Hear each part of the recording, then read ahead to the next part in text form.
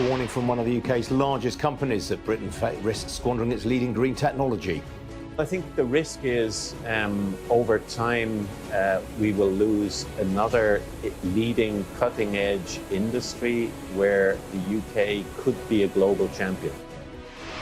Retailers hoping for a coronation weekend boost as consumer spending remains subdued in April. JD Sports to pay more than €520 million for one of the biggest sportswear retailers in France. Plus calls for companies to cut down on the alcohol served at work parties to improve staff behaviour.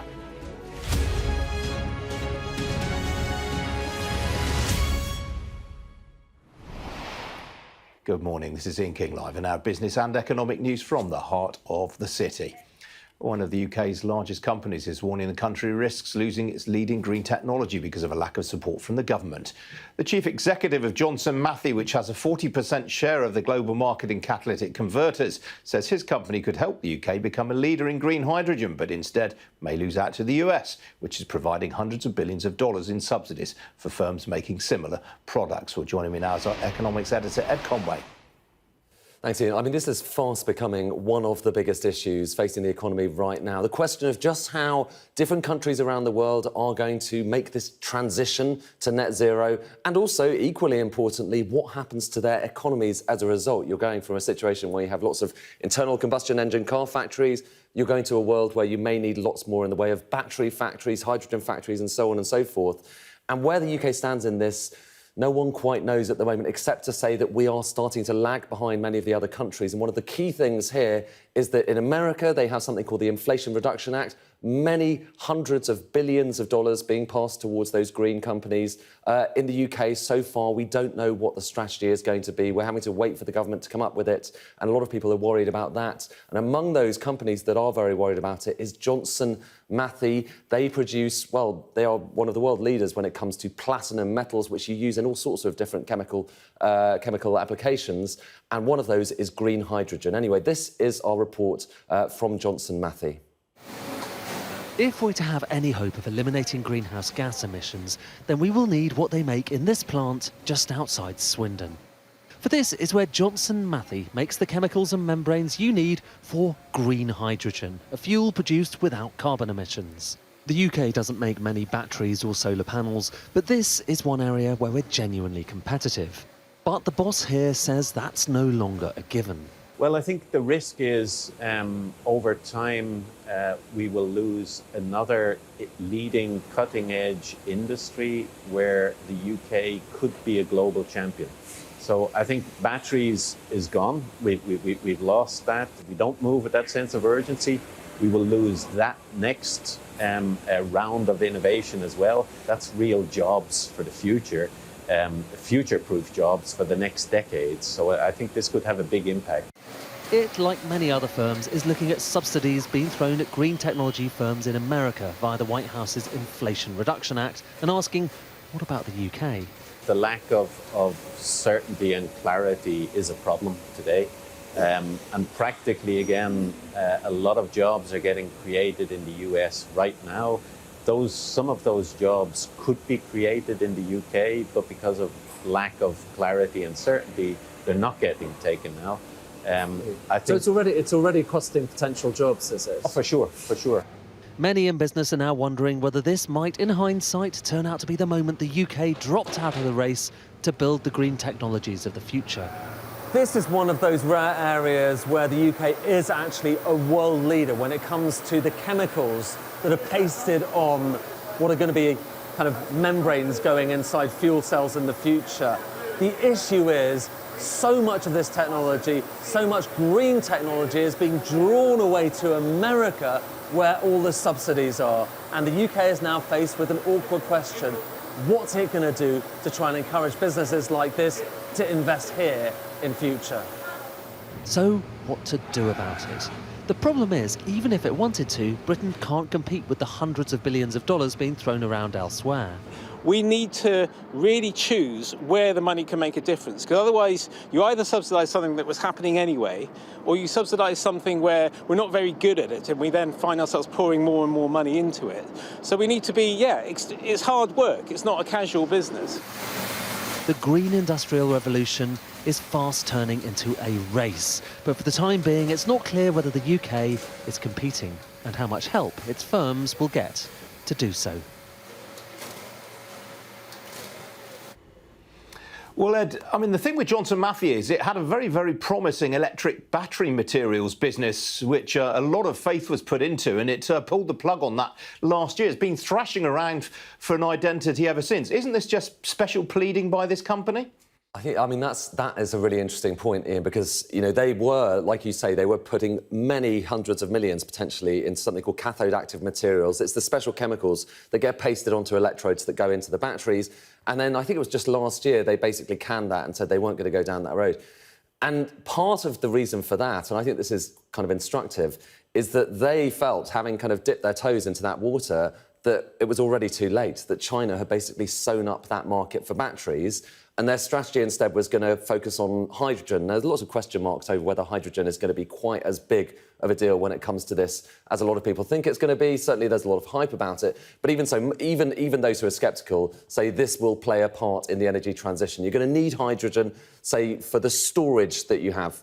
The energy storage, when you're kind of generating lots of energy from wind turbines, you need somewhere to store that energy for days when it's not actually all that windy, and hydrogen is part of the answer for that. So there is kind of a big part that it will play, and interestingly, the UK does actually have a lead here. We do actually have a strategic advantage for the time being. Why? Because some of that expertise that JM have when it comes to catalytic converters, they can then use when it comes to these hydrogen kind of electrodes.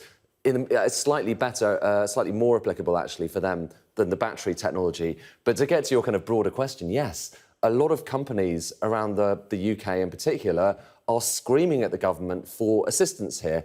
And yes, I mean, of course, it's because they would quite like some free money. They'd like some subsidies. Who wouldn't?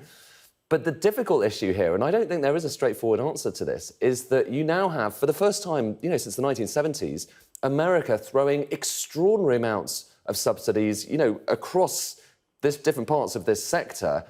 Europe is doing much the same thing as well. China obviously is doing the same thing as well.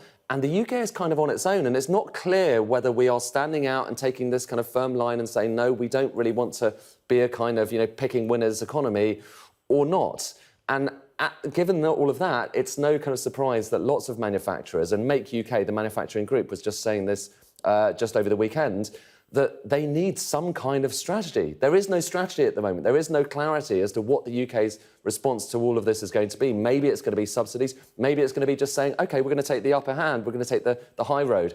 But we don't know at the moment, and we're not going to know till autumn. And right now, companies are making decisions as to where they put their money, where they put their investment. And right now, a lot of that is going into America. OK, Ed, thanks for that. And we will, of course, be speaking to Make UK later on in the programme. Now, retailers and the hospitality sector will have been hoping the coronation weekend will have given a boost to consumer spending. For evidence today from Barclay cards suggests spending was pretty subdued during April, rising just 4.3% year on year, which was less than half the headline rate of inflation. That, though, represented an improvement on March, when consumer spending, as measured by the company, rose by just 4% on a year-on-year basis. Well, joining me now is the Barclays director, Esme Harwood. Esme, welcome to you. Spending on clothing and restaurants down for 3 months running now. I mean, that's the bedrock of consumer spending, isn't it? Well, we look at lots of different categories, and I think there are some bright spots as well as areas where perhaps retailers will be struggling. If we look at an example of a bright spot, one would really be entertainment. Actually, spend growth there was up 12% year on year. And what we think is driving that is spending on tickets, for example, Eurovision, and also people being out and about with their families over the Easter holidays. Yeah, I think the pub trade did quite well, didn't it, over Easter? Correct. So pubs were up 3.7%. So that's real positive news for them. And also we've seen sports and outdoor retailers going back to growth after a more negative period for them. And I think as we look towards the summer, people will start booking their holidays. We're already seeing that airline spend is up 32%. So as I say, definitely some bright spots on the horizon. What about grocery spending, though? That was a bit of a laggard as well. Grocery spending was up 5.5% year on year in April. And of course, you have to put that into the context of food inflation, which was over 19%. So what we think is happening there is that consumers are making a real effort to cut back on essential spending wherever they can to offset those rises in prices. And they're doing that in lots of interesting ways. 67% of us making a real effort to try and reduce the cost of the weekly shop. And looking out for those yellow stickers. Exactly. Yellow stickers, a third of people who are trying to save money are deliberately choosing those items. Around the same proportion are looking to use loyalty points or vouchers that they've accumulated. And 2/3 of people are actually doing what we call swaps, so choosing own brand items, for example, or perhaps swapping out fresh for frozen. One of the things that struck me is pharmacy, health and beauty did rather well. What was going on there? I think often you find as the weather gets a little bit brighter, people try to brighten themselves as well. I think it's interesting, though, that spend had increased while clothing spend actually decreased. And you also found that spending on houses, by which we mean things like furniture, DIY, electronics, that also took a bit of a tumble. So it feels like that's perhaps a little bit of an outlier. What about the coronation weekend? Is it too early to sort of draw any conclusions there? It is too early to say with any definity, but what I would say is that typically on national events or occasions, we often see a bump. All right, Esme, got to leave it there. Good to see you this morning. Thank you. Thank you. Some other business news stories for you now. And JD Sports is paying €520 million to buy one of the biggest sportswear retailers in France. Courir, which is currently owned by the private equity firm Equistone Partners Europe, owns 313 outlets across 6 countries in Europe, with France, Spain and Belgium its biggest markets. It further has franchise arrangements across some 36 outlets in North Africa, the Middle East and French overseas territories. Ulrich Schultz, who's JD's chief executive, said Courir was held in high regard in the European sportswear community. The average house price fell last month, according to figures published this morning by Halifax. The UK's biggest mortgage lender said house prices fell by 0.3% during April on a month-on-month basis, which it said was the first such decline this year. On a year-on-year basis, house prices rose on average by 0.1%, down from an annual growth rate of 1.6% in March. Halifax said this represented the slowest year-on-year increase since December 2012. On a regional basis, the southeast of England performed worst with a year-on-year fall of 0.6%, while the strongest performer was the West Midlands, where prices rose at an annual rate of 3.1%. The FTSE 100 company DCC announced this morning that Donal Murphy, its chief executive, will step back from his day-to-day responsibilities for the next few weeks. The Sales, Marketing and Support Services Group, which specialises in energy, healthcare and technology, said Mr Murphy's absence was to address a medical condition. Well, Mr Murphy has been with the company for 25 years and chief executive for the last 6 years, having previously headed its energy division and taken it from a small UK and Irish business to an international business operating in 12 countries. The hybrid estate agency Purple Bricks said this morning it was not now expecting to return to generating cash during the next few months.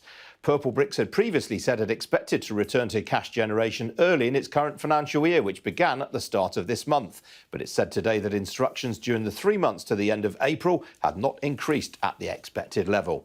Well, the company, which put itself up for sale in March, said it had engaged with a significant number of potential buyers, but the likely return to shareholders was likely to be materially below the closing price last Friday. The shares are currently off some 54% so far this morning.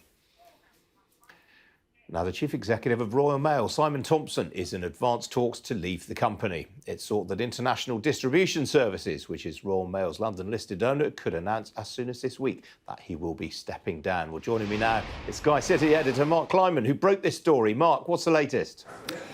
Well, the latest is, Ian, that we're expecting a statement from International Distribution Services at some point this week. Mr Thompson is in discussions with the board about the terms of his departure, and I don't think anyone will be too surprised at the news that Simon Thompson is to step down as the chief executive of Royal Mail. After all, you would struggle, Ian, to find a chief executive of a London-listed company at the moment who's had a more torrid tenure over the last couple of years than him. Obviously, Royal Mail has been hit by a wave of industrial action. It has, however, recently agreed a deal with the CWU, the main union representing Royal Mail staff, that will see them being paid an extra 10% over the next 3 years, as well as a £500 lump sum.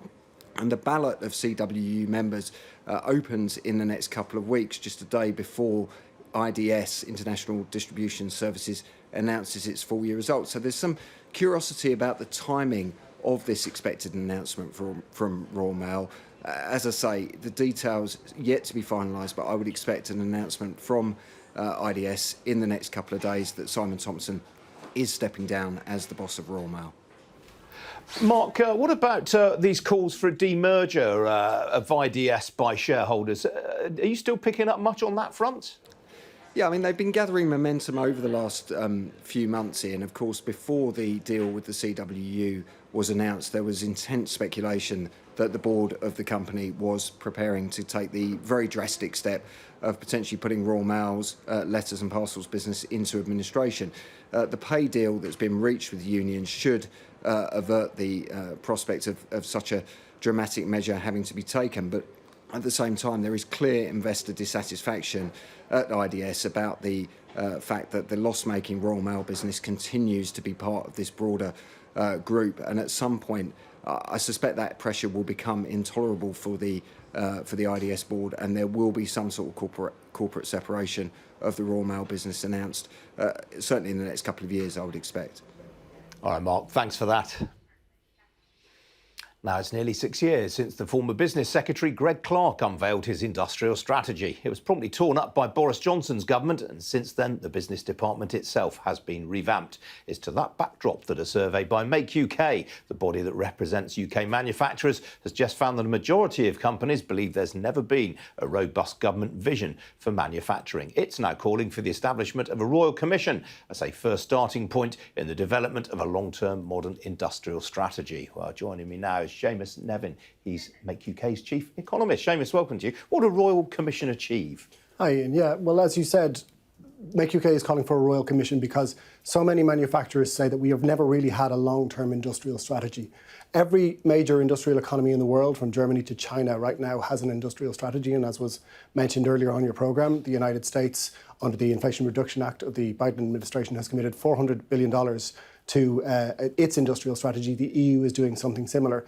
So the absence of an industrial strategy in the UK is really leaving us behind. And 80% of manufacturers in the UK say it puts them at a competitive disadvantage. So what we want to see is a Royal Commission that hopefully can reach a broad cross-party consensus about what a long-term vision for UK manufacturing will be, so that we can set clear directions for investment strategy going forward. Well, you've just talked about the subsidies being showered on businesses by the US and the EU. I mean, industrial strategy presumably is going to be more than just chucking subsidies out. Absolutely, and this isn't just a case of businesses coming cap in hand to government and asking for money. It's really more about setting a direction of travel. So when you look at the investment cycle of a typical UK manufacturer, it's about 7 years between the process of inception, when they first start exploring a potential investment, and the full implementation of that investment. Yet, as we've seen in recent years, many government schemes, though often well-intentioned and well-designed, they typically last for less than 2 years. So they're not lasting long enough for businesses to see the full benefit of that. So really what we want is commitment from government that we have determined something that is strategically important and that is worthwhile pursuing.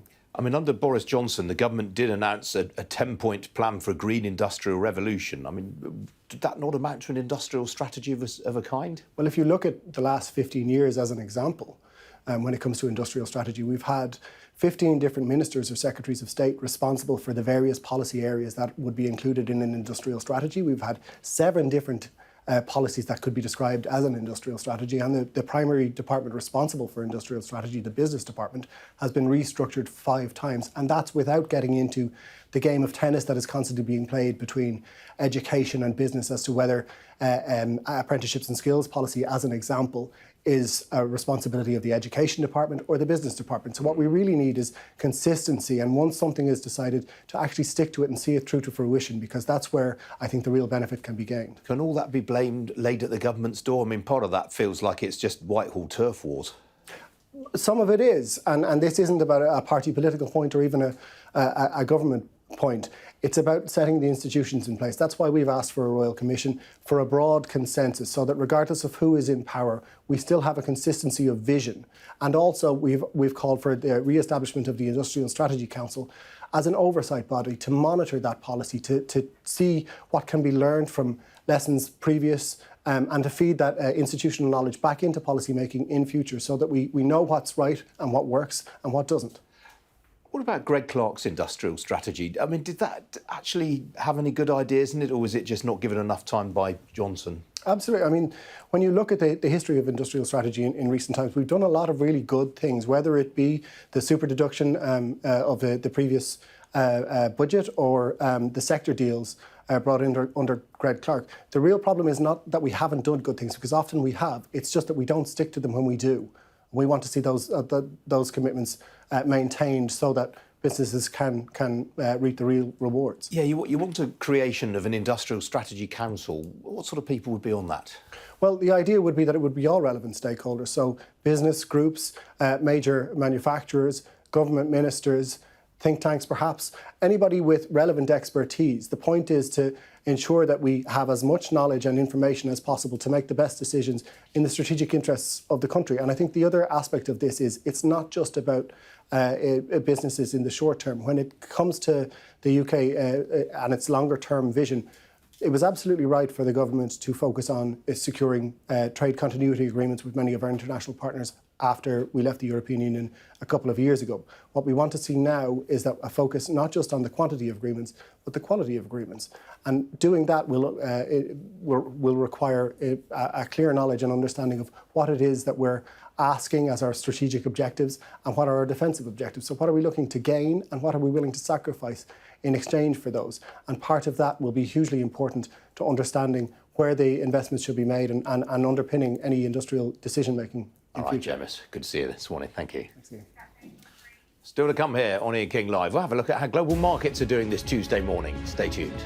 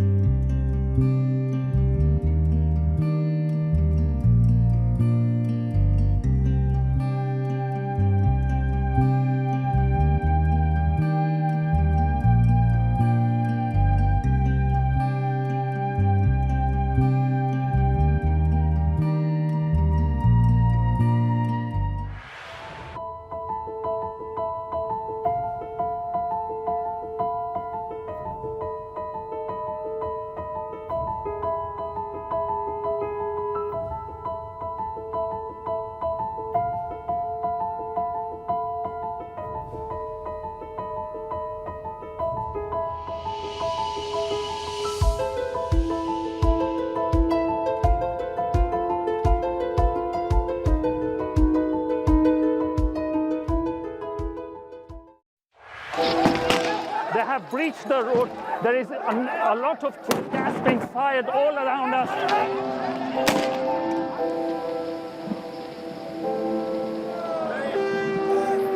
It is an absolute carnival kind of atmosphere out here for Prime Minister Modi's decisive victory.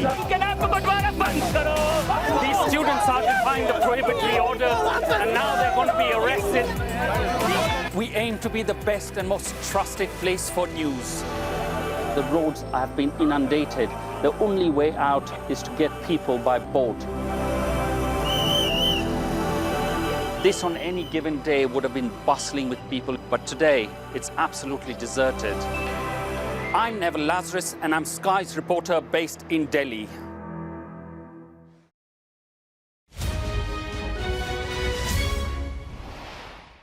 Well, last night's mixed trade on Wall Street, during which the Nasdaq entered bull market territory, was followed by mixed trade overnight in the Asia-Pacific region. The Nikkei in Tokyo gained more than 1% to finish close to its best level since January last year. That was on the back of some decent company results. It was all fairly soggy elsewhere. In Europe, markets have been in negative territory so far this morning. As you can see, all the main continental European indices in the red right now. Talking points today include Daimler Truck. It's off some 3.5% in Frankfurt. That's after it left its year-end forecasts unchanged. Well, here in London, the FTSE 100 is also in negative territory, off a third of 1% right now. There are some gainers to mention, though, and the education firm Pearson is the leading one of them in the index. It's ahead by some 3%. That's following a presentation in which it outlined how it's making use of generative AI. Investors have been very anxious on what that might mean for Pearson in the last couple of weeks or so.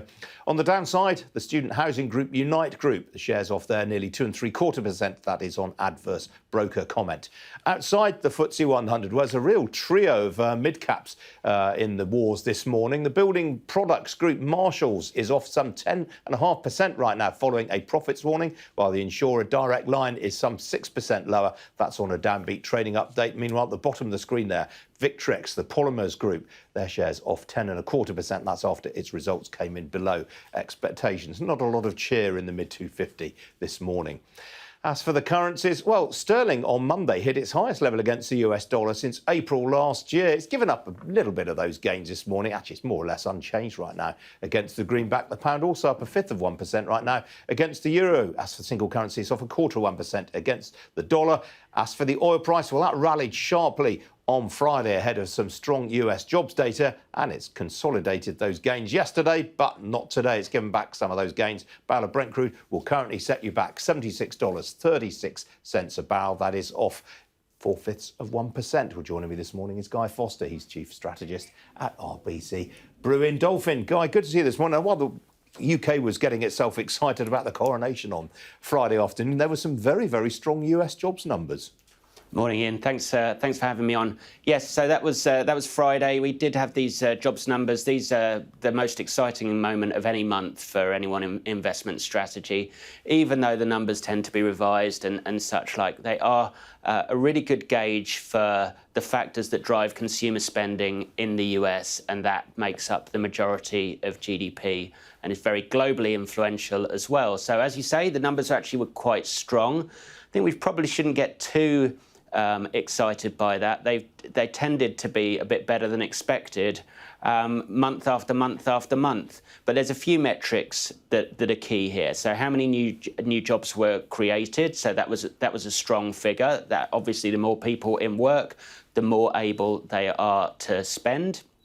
Also, how much are they getting paid? So actually wages were a little bit stronger than had been expected. In fact, a slight acceleration in wage growth. And that's something which I think people have been expecting to drift downwards. And then another key metric is the unemployment rate. So this is essentially how many people could be drawn into jobs. And that actually edged slightly lower. Now, over the last year, that would have been bad news because people have been much more focused on inflation than on economic growth. And so it was interesting to see how the market greeted these numbers as being quite good news, which just shows how people are more concerned now going forwards about a recession than they are about a resumption in the kind of price increases that we've been seeing over the last year or so. Absolutely. Would that explain why the dollar has been somewhat... I mean, you would expect the dollar to rally on these numbers, and it's not really done so.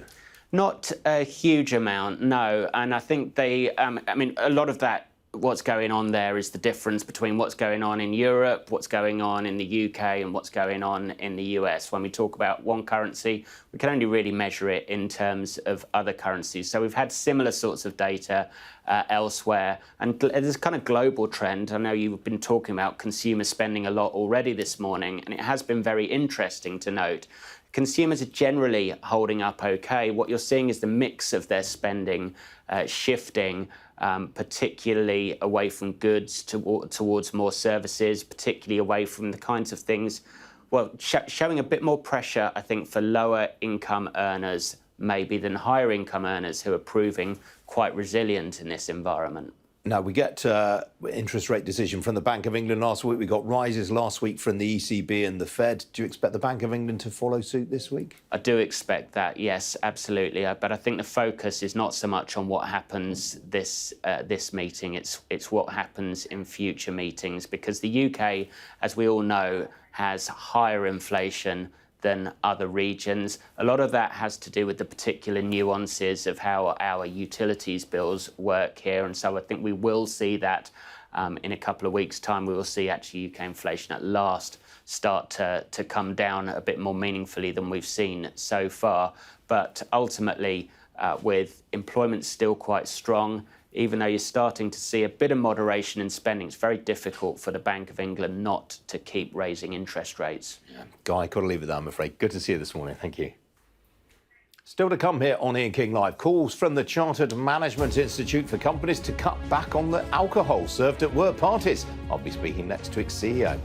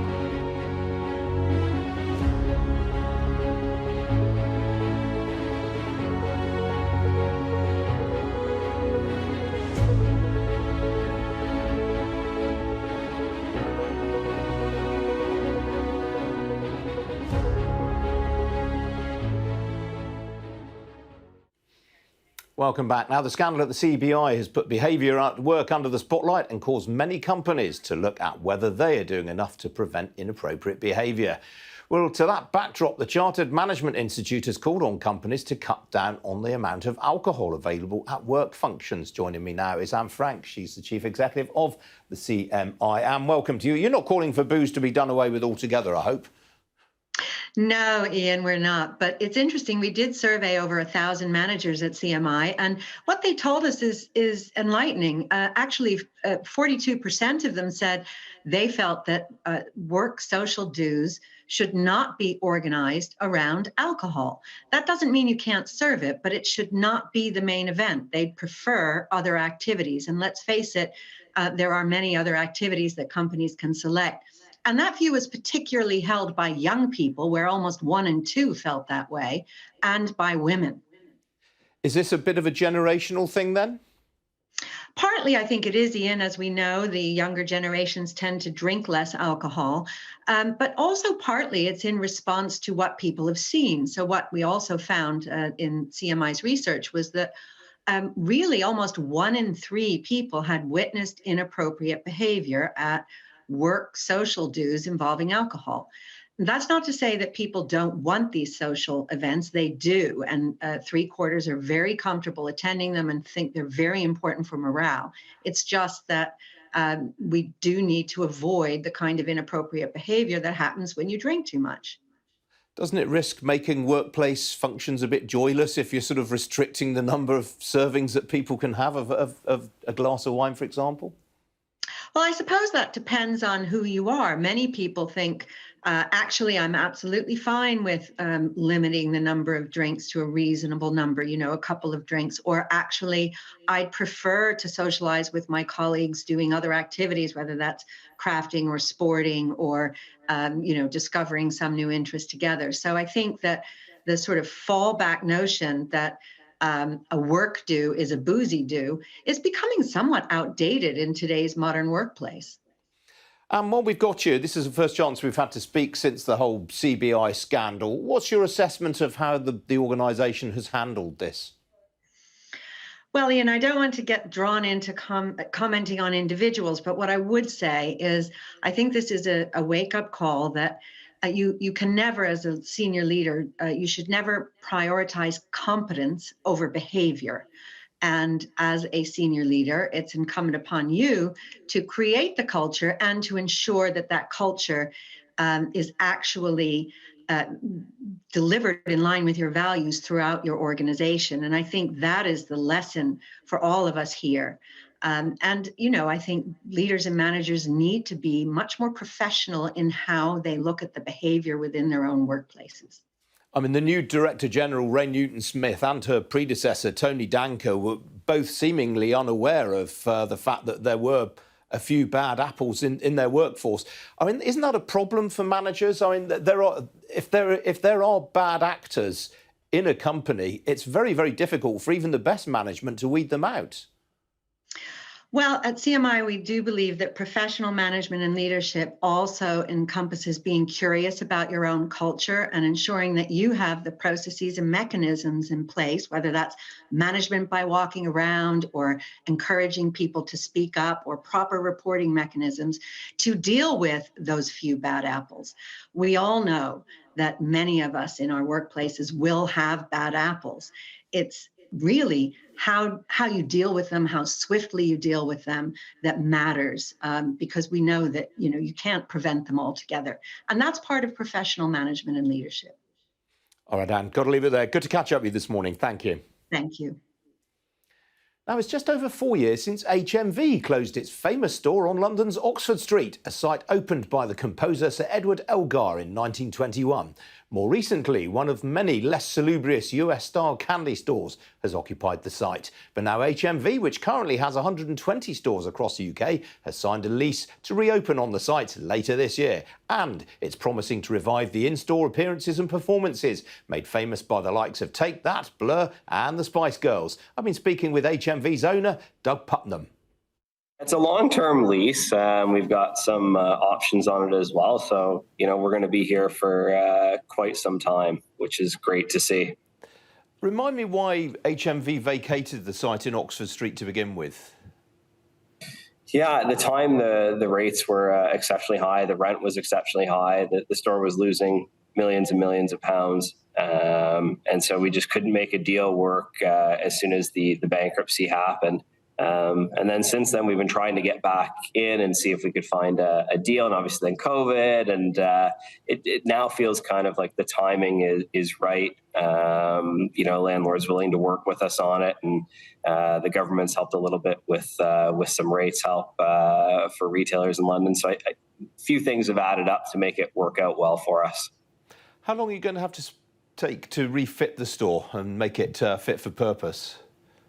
Yeah, I mean, obviously there was a candy store in it, and I think it was left vacant for a long time. Many years I walked by that store and I'd see the sign, but nothing in it. So, you know what, we're hoping to be open before Christmas. That's really the target. So it's going to take many months to get it back up to where we need it to be to get open. Now, obviously, that store was very famous for in-store performances by the likes of Blur, and I think Amy Winehouse performed there as well. Is that going to be a big part of the reopening? Have you got a big act in mind to support you in that? Yeah, I think we're talking to a lot of different bands, and I think our outlook is that we're going to get a lot of great bands to come here. I mean, it's a great location, heart of London. So I think, yeah, we're going to see a lot of great performances happen over the coming years, and certainly on opening, we've got a lot of big plans. A lot of people were very sceptical when you bought HMV that you'd be able to compete with online retailers. But, I mean, you've still got 120 stores up and down the country. Clearly, you've been able to do so. What would you say has helped you in that?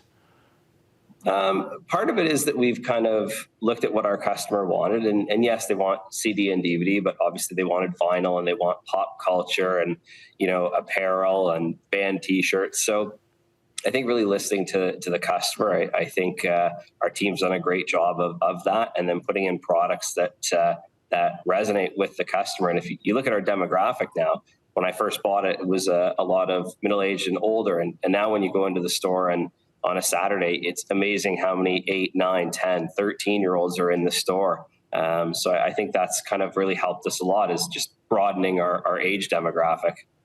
What proportion of sales these days are what you might call purely music as opposed to other aspects of pop culture? Yeah, our business is getting pretty close to split evenly. You know, you've got CD and doing well, DVD, 4K kind of slowing a little bit. Vinyl continues to grow. So I think our mix is getting pretty close to even between all the formats, and then pop culture being there as well. So I think that's kind of helped, where if we could, you know, if as, you know, DVD slowed, pop culture's picked up, vinyl's picked up to make up for the loss, and we're actually seeing growth, which is great as a chain. I gather you've actually seen an increase in CD sales over the last 12 months. Yeah, it's unbelievable. I don't think we ever would have thought we'd be saying, yeah, CD is on the rise, which is, you know, who would have guessed it? But definitely CDs have grown for us. First time, I think they told me in 20 years. So. And what do you think's behind that? You know, I just think more and more we're getting people that want to collect, you know, whether it's vinyl or CD. And so they want to buy special editions or something new that's coming out. So I just think we're seeing that a fan is willing to buy a lot more than they used to be. They want all the different colors of vinyl. They want the CD. They want the T-shirt. So I think you're getting more spend out of the customer who loves their band. And obviously the BPI, the industry body, pointed out recently that cassettes are back in vogue as well. Will you be stocking many cassettes in this store? Well, look, when they do the new releases and we have cassettes, we buy some used cassettes. Look, it's on the rise, but it's still very, very small. But I just think it's pretty cool to be able to talk about it actually, you know, people wanting to buy it. So I don't think we think this is going to be the next vinyl or anything, but we'll carry it just because it's pretty neat. I was laughing, though. There's customers who come into our store. They don't even know what it is. You know, if you think about it, if you were born in the last how many years, you walk in, you're like, what is this? That don't even know what a cassette is. So I think that part of it's kind of nice as well when you see a customer who has no clue what a cassette even is. That is great. And what about continental Europe? I gather you've got plans to open some outlets there as well. We do. We're going to get going on that. You know, Phil, our managing director, has been really good at pushing things over the line. You know, he's helped greatly on this Oxford Street. But yeah, he's got a lot of plans for Europe, which is great. So I think we're all pretty excited to see if this concept works beyond the UK. That was Doug Putman from HMV. Now, the latest figures for the trade deficit recently highlighted the difficulty the UK has in generating a sustained rise in exports. But one industry which is enjoying a trade surplus is advertising and market research services. Well, figures published by the Advertising Association, the industry body, reveal that the UK exported £15 billion in advertising and market research services in 2021. That compared with imports worth just under £12 billion. I've been speaking with Julian Douglas. He's the International Chief Executive and Vice Chairman of VCCP, the advertising agency that bought us Compare the Markets Meerkat and the current Saga Holidays campaign featuring the actor Nicholas Farrell. We have the most advanced digital marketing country on the planet. And so international companies all around the world want to buy the best. And the UK really is the best. Our creative industries have always been fantastic, whether that's music, fashion, architecture, design, and advertising is a real crown jewel amongst those industries. There was a big rise in advertising imports, 7 billion to 12 billion. Yes. You worried about that? No, not at all, because with 15 billion exports, we've still got a significant surplus, and it's really important that we do have those imports to make sure we're learning from other nations, from other areas of development and tech. So we really stay at the leading edge. And do we have lots to learn from other countries in this discipline?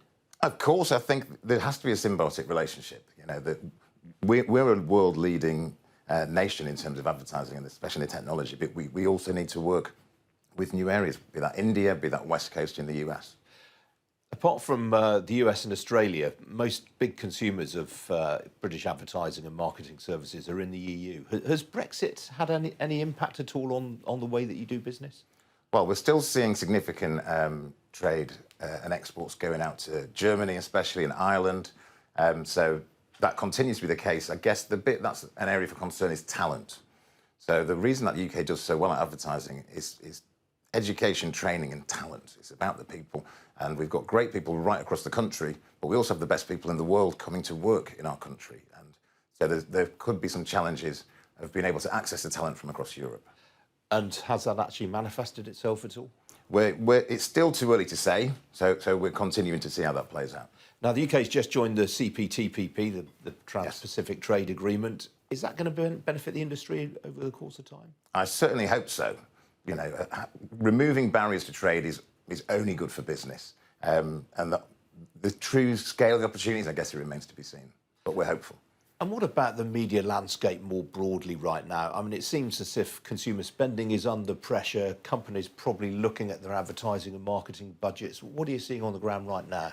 Well, I think there's always pressure on marketing budgets. But equally, every company that wants to grow, advertising and marketing is absolutely key to drive that growth. And I guess the more accuracy we have in being able to understand the effectiveness of advertising, the more investment we can put there. One thing that really strikes me as being quite interesting at the moment is that online advertising appears to be reverting to the way that traditional advertising channels are operating now. For example, BuzzFeed have just closed their news operation because their advertising is drying up. Is online advertising now becoming like, say, TV and display advertising? I think it's constantly evolving. It's a very dynamic space with lots of change as there's new technology becomes available, as there's new platforms, there's new media channels. So it's always changing. Three in every £4 spent in UK advertising spent on digital formats in some regard. So I think it's ever changing. And what about the streaming platforms? Obviously, there's a lot of debate about them right now. How effective is advertising on a streaming platform? I think it's absolutely key, because I think advertising is not just about your 30-second spot.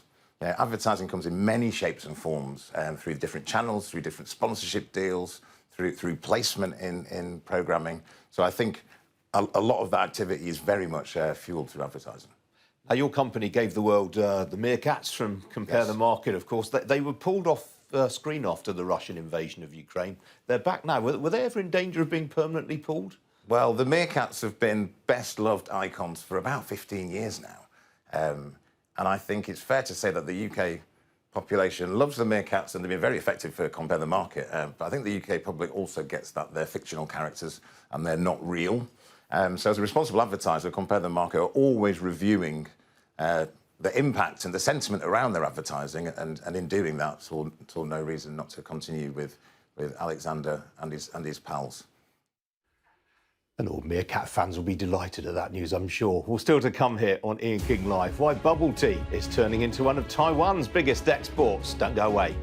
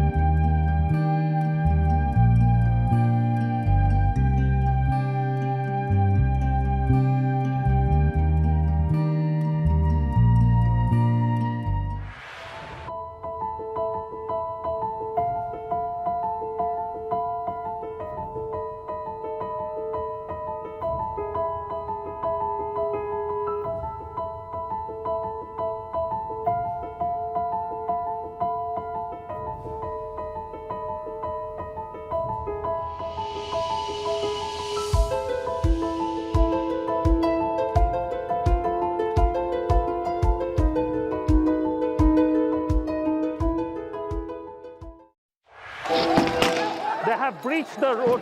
There is a lot of gas being fired all around us.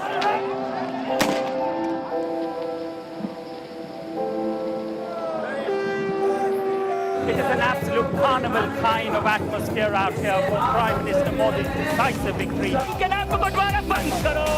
These students are defying the prohibitory order, and now they're going to be arrested. We aim to be the best and most trusted place for news. The roads have been inundated.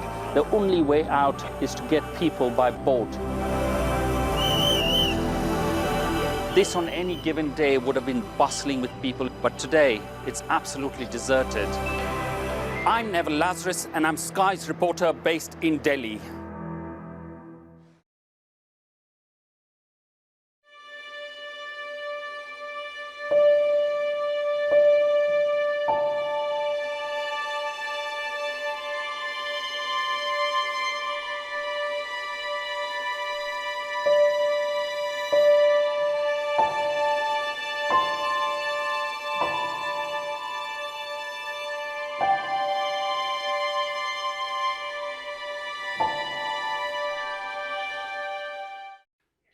Welcome back. Bit of breaking news to bring you. We don't have much details on this, but we understand that the former Pakistani Prime Minister Imran Khan has been detained following a court appearance on anti-corruption charges. He is said to be in custody. That's all we have at the moment. We will bring you more news as we get that throughout the morning here on Sky News. Now, if, like me, you have teenage children, you probably know all about bubble tea, the Taiwanese sweet beverage that's become hugely popular around the world. One of the biggest players is Gongcha, founded in Taiwan in 1996. It's got more than 2,000 sites in 22 countries worldwide. Well, currently 10 of these are in the UK, but the company's planning a major expansion. I've been speaking with Paul Raynish. He's the global chief executive of Gongcha, and asked him if he thought the UK market could take 500 new stores.